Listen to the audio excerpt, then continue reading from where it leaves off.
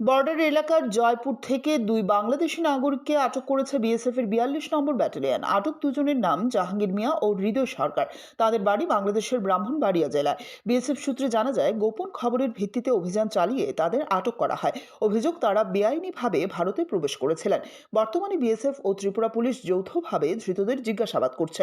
পশ্চিম থানার ওসি রানা চ্যাটার্জি জানান, আজই ধৃতদের আদালতে প্রেরণ করা হবে।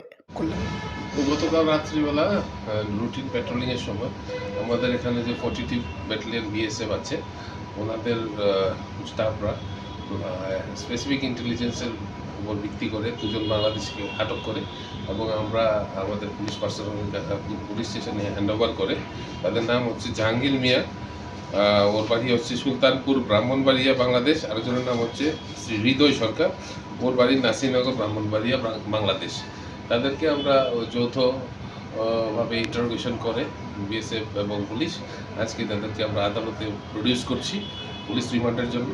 তাদের সঙ্গে আর অন্য কোনো বাংলাদেশি আছে কিনা এখানে ইন্ডিয়াতে ইলিগেলি এন্ট্রি করেছে তা আমরা বের করে দেখব। কোথা থেকে আটক করা হয় তাদের? এটা জয়পুর যে এরিয়া আছে, বর্ডার ইন্ডো বাংলাদেশ বর্ডার এরিয়াতে, ওই এলাকা থেকে ওদেরকে আটক করা হয়েছে।